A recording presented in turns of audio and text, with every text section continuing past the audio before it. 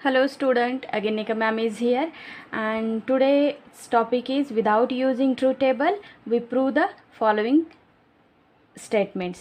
आपल्याला जे काही स्टेटमेंट्स लॉजिकमध्ये दिलेले असतात त्याचं आपण काय केलेलं आहे ट्रूथ टेबल यूज करून ते स्टेटमेंट काय केलेत प्रूव्ह केलेले आहेत. पण आपल्याला आता काय करायचं आहे की ट्रूथ टेबल न यूज करता हे जे दिलेले स्टेटमेंट आहेत हे प्रूव्ह करायचे आहेत. तर त्याच्यासाठी आपण काय यूज करणार आहे तर आपण पाहिलं होतं आधीच्या लेक्चरमध्ये काय पाहिलं होतं अल्जेब्रा ऑफ स्टेटमेंट्स पाहिलं होते काही ज्याच्यामध्ये आयडेंटिपोटेंट लॉ असेल, कम्युटेटिव्ह लॉ असेल, असोसिएटिव्ह लॉ असेल, distributive law, identity law, complement law, De Morgan's law, absorption law, conditional law असे काही जे लॉज होते ते लॉ आपण जे काही पाहिले त्या लॉचा यूज करून हे जे दिलेले स्टेटमेंट्स आहेत हे काय करायचे आपल्याला तर LHS is equals to RHS दाखवायचं आहे. तर आपण पाहूया फर्स्ट स्टेटमेंट काय आहे P if and only if Q is equivalent to negation of P and negation Q and negation Q and negation in bracket Q and negation P. तर आपल्याला काय करायचं हे स्टेटमेंट दाखवायचे, हे स्टेटमेंट प्रूव्ह होते. आपण हे स्टेटमेंट युजिंग ट्रूथ टेबल केलेलं आहे पण आपल्याला काय करायचं आहे विदाऊट युजिंग ट्रूथ टेबल आपल्याला हे काय करायचं आहे तर प्रूव्ह करायचं आहे. तर आपण करूया. फर्स्ट काय करणार आपण LHS कन्सिडर करणार. कन्सिडर LHS काय P if and only if Q. तर आपल्याला माहिती हे स्टेटमेंट कुणाला इक्विव्हॅलंट असतं P then Q and Q then P बरोबर. If and only if condition आहे म्हणजेच काय P देन Q असणार आणि Q देन P असणार. त्यानंतर हे इक्विव्हॅलंट कुणाला आहे ते पण आपण पाहिलं. तर हे इक्विव्हॅलंट कुणाला असतं negation P or Q and as it is हे इक्विव्हॅलंट कुणाला असतं निगेशन Q ऑर P. तर आपण याच्यामध्ये काय करूया तर डिस्ट्रीब्युटिव्ह प्रॉपर्टी यूज करूया. तर डिस्ट्रीब्युटिव्ह प्रॉपर्टी यूज करताना आपण काय करणार आहे डिस्ट्रीब्युटिव्ह प्रॉपर्टी काय आहे आपण फर्स्ट ब्रॅकेट डिस्ट्रीब्यूट करणार आहे सेकंड ब्रॅकेटवर आणि मध्ये काय आहे अँड गेट आहे. मग डिस्ट्रीब्युटिव्ह प्रॉपर्टीचा यूज करून आपल्याला काय मिळेल बघा तर negation P and second bracket which is negation Q or P. This complete first bracket or second bracket Q and negation which is Q or P. जे काय यूज केलं ते इथे लिहूया. काय यूज केलं आपण डिस्ट्रीब्युटिव्ह प्रॉपर्टी बरोबर.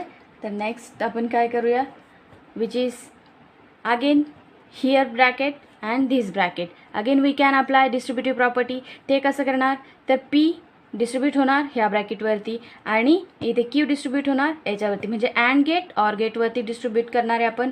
Again we can use distributive property आणि ती कशी होईल negation P and negation Q or negation P and P which is first bracket completed or again Q and this bracket.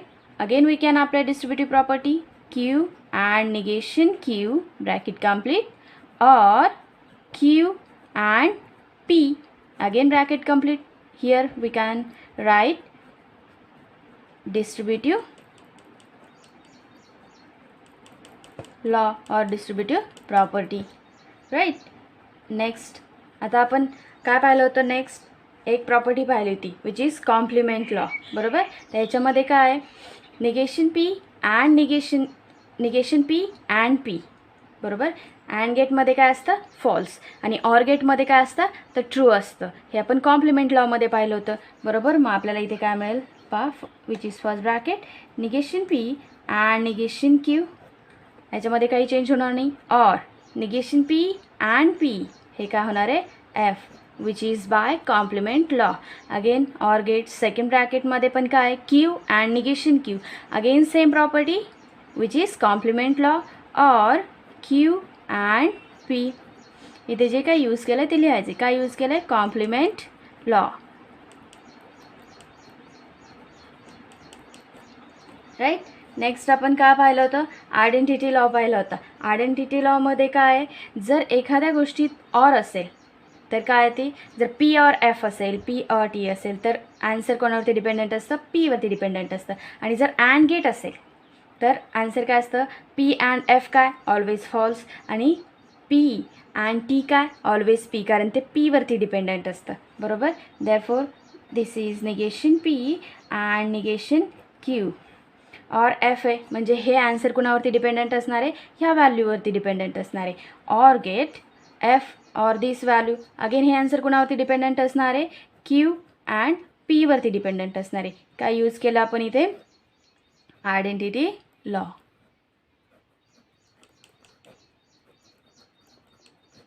एक्झाममध्ये पण ज्या ज्या वेळेस ह्या प्रॉपर्टीज आपण यूज करणार आहे, कुठल्या स्टेपला कुठली प्रॉपर्टी यूज केली ते आपल्याला लिहायचं आहे. आणि आपण पाहू शकतो आपल्याला काय मिळालं आहे पहा, negation p and negation q or p and q म्हणा किंवा q and p which is our RHS. पहा परत एकदा पाहूया आपण काय केलं आहे. P if and only if q हे स्टेटमेंट आपलं LHS आहे.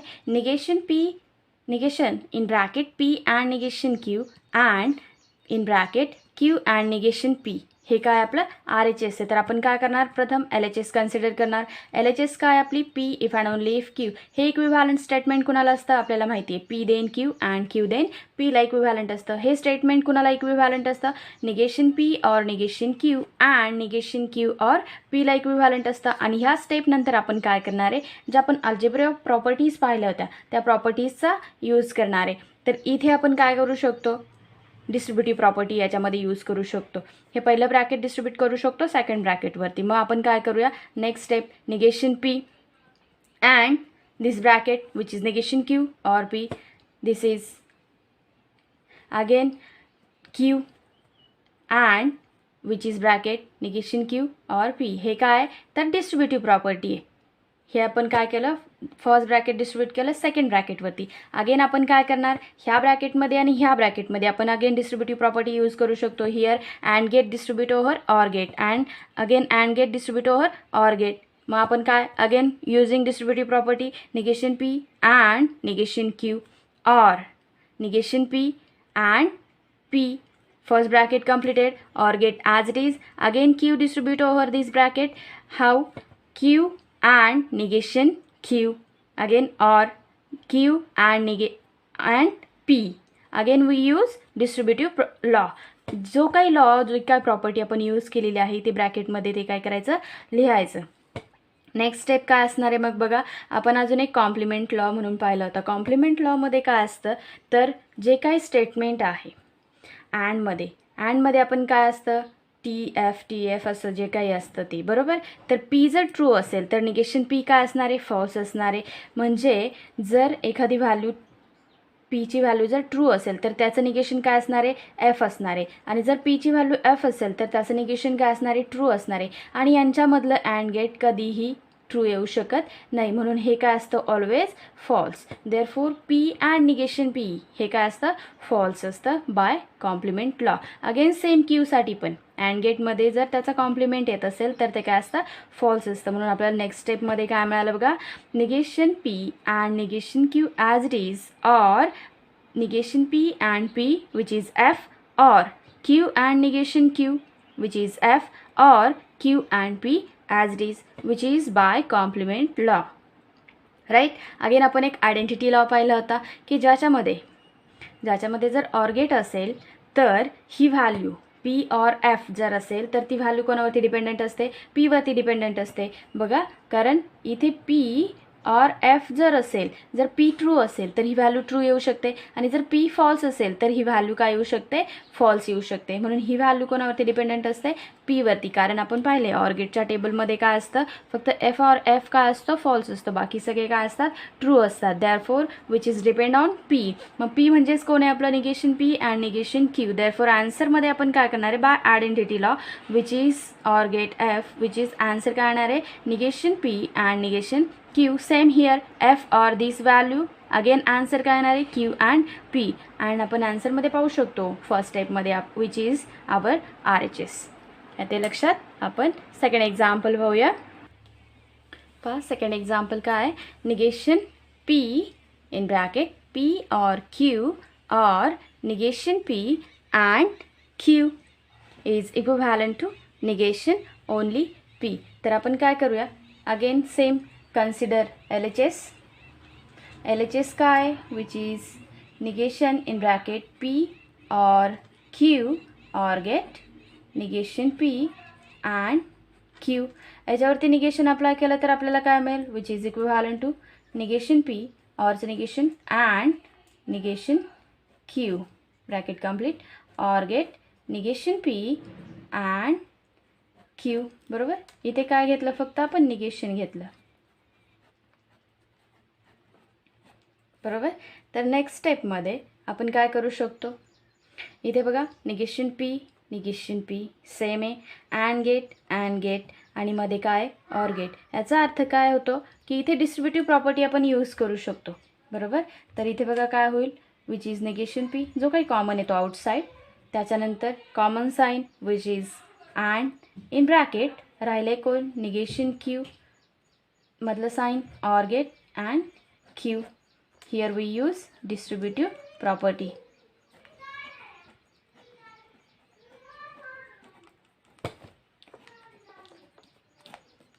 काय केलं आपण, डिस्ट्रीब्युटिव्ह लॉ यूज केला. बरोबर. तर आता आपण मगाशी पण पाहिलं होतं काय हा, तर complement law. Negation q or gate असेल तर काय, हे ऑलवेज ट्रू येणार, कारण जर क्यूची व्हॅल्यू ट्रू असेल तर निगेशन क्यूची व्हॅल्यू काय येणार आहे, फॉल्स येणार आहे. जर क्यूची व्हॅल्यू फॉल्स असेल तर निगेशन क्यूची व्हॅल्यू काय येणार आहे, ट्रू येणार आहे. ऑलवेज ह्या दोन्ही व्हॅल्यूज काय असणार आहेत, चेंज असणार आहेत. आणि आपण ऑर गेटच्या टेबलमध्ये पाहिलं होतं, जर दोन व्हॅल्यू चेंज असतील तर ऑलवेज काय असतं, ते ट्रू असतं. फक्त एफ ऑर एफ काय असतं, फॉल्स असतं. आणि हे कधीच एफ ऑर एफ येणार नाही आहे, त्यामुळे ही व्हॅल्यू काय असते, ऑलवेज ट्रू असते. मग बाय कॉम्प्लिमेंट लॉ आपल्याला काय मिळणार आहे, विच इज ट्रू. इथे लिहायचं जे काही यूज केले, which is complement law. Right. आणि आपण पाहिलं होतं आयडेंटिटी लॉनुसार जर एखादी व्हॅल्यू टी सोबत अँड गेटमध्ये असेल तर त्याची व्हॅल्यू कोणावरती डिपेंडेंट असते, त्या व्हॅल्यूवरती डिपेंडेंट असते. कारण टी अँड टी, फक्त टी अँड टीच काय असतं, तर ट्रू असतं. बाकीच्या वेळेस ते काय असतं, फॉल्स असतं. जर ही निगेशन पीची व्हॅल्यू जर ट्रू असेल तर ही व्हॅल्यू काय येईल, ट्रू असेल. ही जर व्हॅल्यू फॉल्स असेल तर ही व्हॅल्यू काय येईल, फॉल्स येईल. Therefore this is depend on negation P.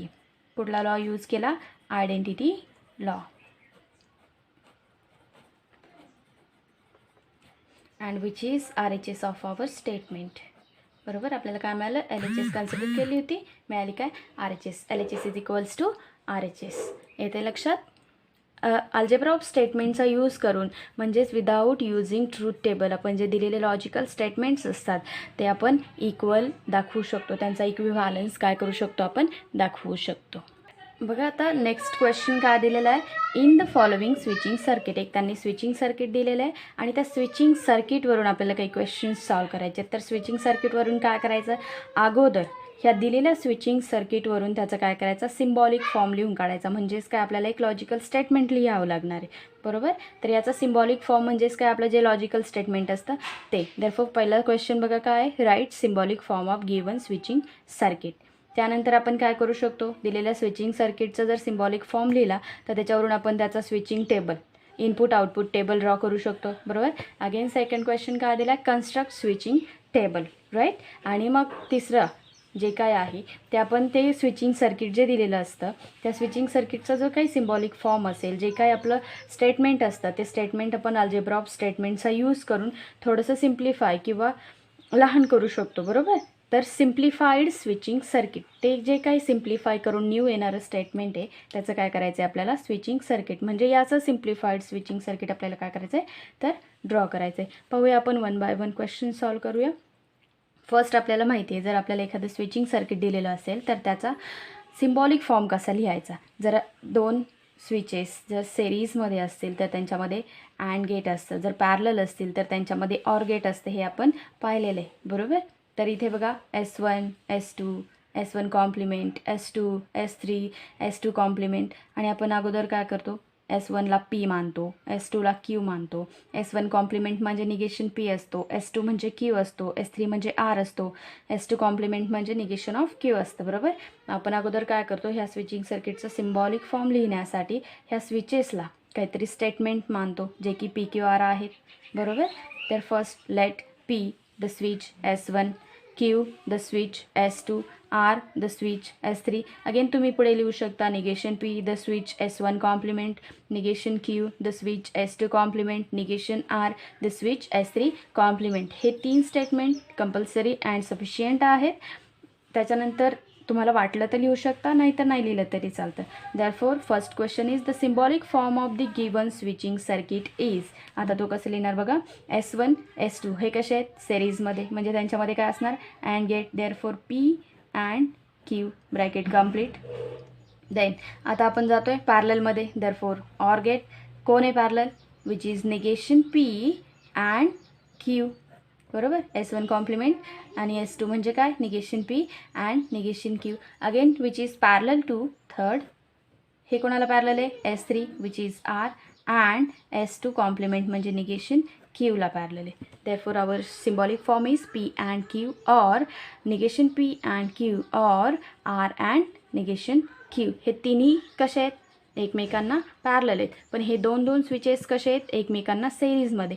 जे सेरीजमध्ये आहेत त्यांना अँड गेट आणि जे पॅरलल आहेत त्यांच्यामध्ये काय ऑर गेट. सेकंड क्वेश्चन काय आहे, construct the switching table. We can say input output table. तर त्याच्यासाठी आपल्याला माहिती काय हवं असतं आपल्याला, तर P Q R negation P ज्या काही व्हॅल्यूज आहेत तर Pच्या व्हॅल्यूज काय असतात T T T T.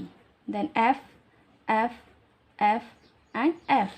Q काय असतो T T F F T T F F. Right.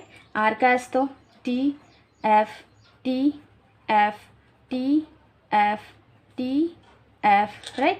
Negation P काय याचं निगेशन काय असणार F F F and T T T. Right. आता याचं निगेशन म्हणजे Qचं निगेशन ते काय असणार F F T T again F F T T. Right. आता अँड गेट घ्यायचं आहे. अँड गेटमध्ये आपल्याला माहिती T आणि T फक्त काय असतं ट्रू असतं, otherwise false. Here T and T which is true, T and T which is true, other कुठे येणार नाही आहे. बरोबर. सगळे काय येणार आहे फॉल्स. आता निगेशन P अँड Q आपल्याला काय करायचं आहे बघा. हे जे आहे स्टेटमेंट याचं लास्ट कॉलम बनवायचं आहे. म्हणजे आपल्याला पहिली गरज कोणाची P अँड Qची आहे. नेक्स्ट काय निगेशन P अँड Qची. नेक्स्ट काय R and negation Q. Therefore we first find P and Q. Next we find negation P and Q. Next we find R and negation Q. Therefore second is negation P and Q. Therefore here is negation P and gate with Q. F and T F. आता फक्त आपल्याला काय पाहायचं आहे जिथं T and T येईल तिथंच फक्त काय येईल T येईल, otherwise false. F and T false, F and T false, F F false, F F false. फक्त इथे काय येणार आहे T and T which is true. Again T and T which is true, otherwise हे statement काय असणार आहे false असणार आहे. बरोबर. आता नेक्स्ट काय R and negation Q. R and negation Q. इथे पण काय फक्त T अँड T काय असणार आहे ट्रू असणार आहे, अदरवाईज हे काय असणार आहे फॉल्स असणार आहे. T and T which is true, T and T which is true, otherwise this is false. Right.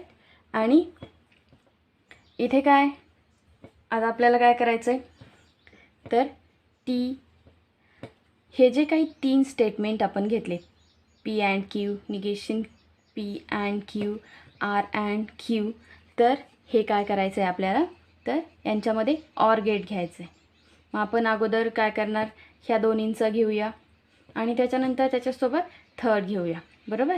तर ह्या दोन्हींचा काय येईल T और F T येणार, और त्याच्यासोबत F काय येणार तर T येणार. हवं तर आपण इथे एक कॉलम ड्रॉ करू शकतो ज्याच्यामध्ये आपण काय करूया तर ह्या दोन्हींचाच घेऊया. ठीक आहे. काय P and Q or gate negation P and Q. बरोबर. तर ह्या दोन्हींचा काय येणार आहे T और F T, T और F T, F और F F, F और F F, F और T which is T, F और T T, F और F. बरोबर.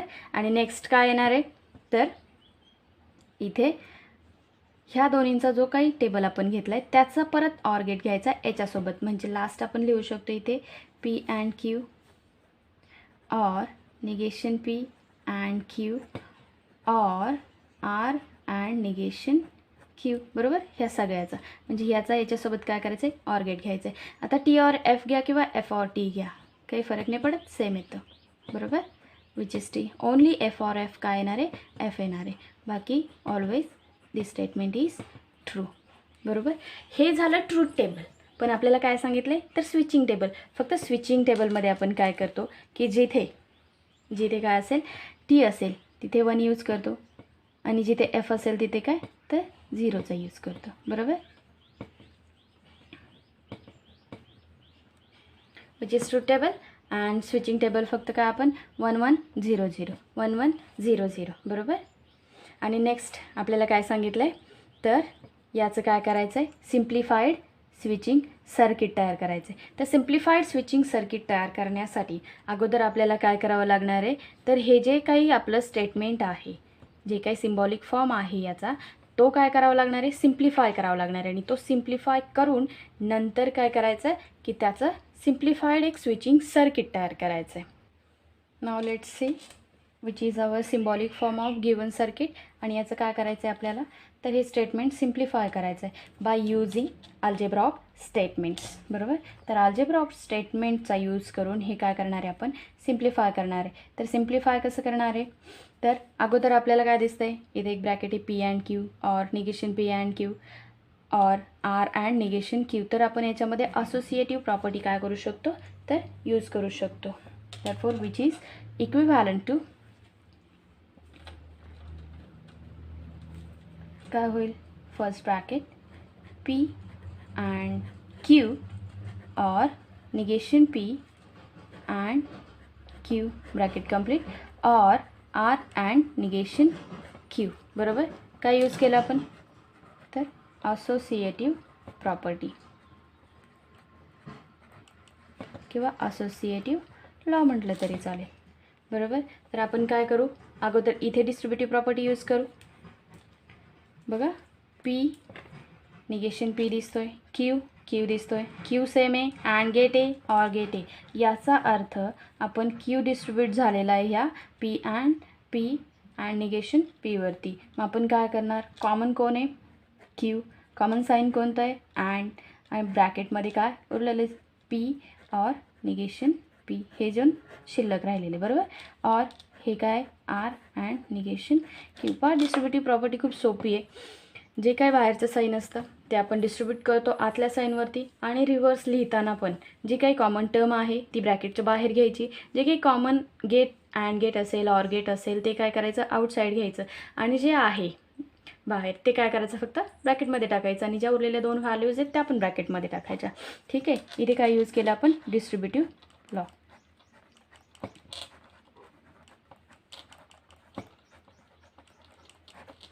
ठीक आहे, नेक्स्ट आपण काय करणार आहे तर याच्यावरती आपल्याला काय करायचं आहे आयडेंटिटी लॉ. इथे कॉम्प्लिमेंट लॉ यूज करणार आहे. तर कॉम्प्लिमेंट लॉ काय सांगतो बघा, आपण मगाचे एका एक्झाम्पलमध्ये पाहिलं होतं P ऑर निगेशन P. हा जो कॉम्प्लिमेंट लॉ आहे, जर ऑर गेट असेल तर याची व्हॅल्यू काय येते ट्रू येते, आणि जर अँड गेट असेल तर त्याची व्हॅल्यू काय येते फॉल्स येते. तर इथे बघा Q as it is Q and P or negation P काय येणार आहे ट्रू येणार आहे, or R and negation Q as it is काय यूज केलं कॉम्प्लिमेंट लॉ.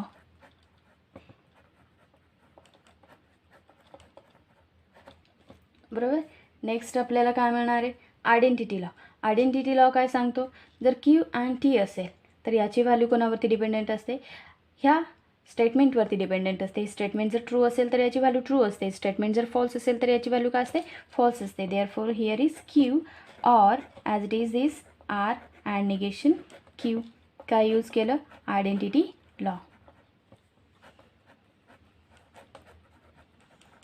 बरोबर, तर next again here we can use distributive property Q or R bracket complete and Q or negation Q. Again we can use here complement law. Therefore आपल्याला काय मिळेल Q or R as it is and Q or Q काय येणार आहे तर true येणार आहे. काय यूज केलं आपण इथे complement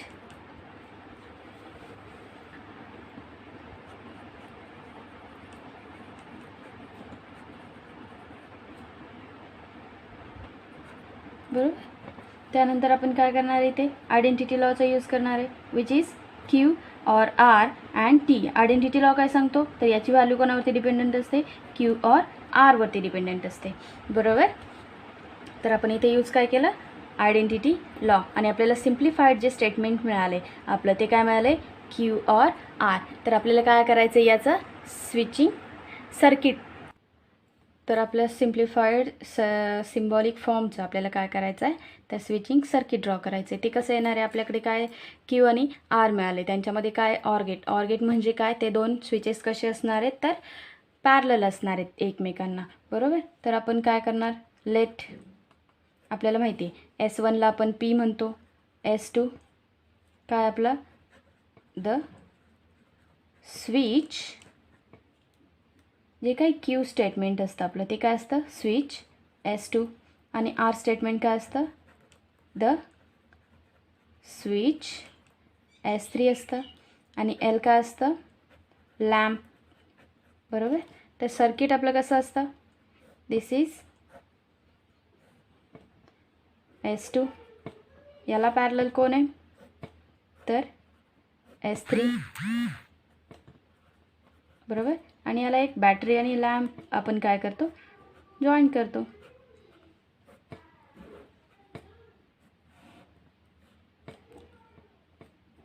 which is our simplified switching circuit. काय आहे Q और Rचं सिम्प्लिफाईड स्विचिंग सर्किट आहे.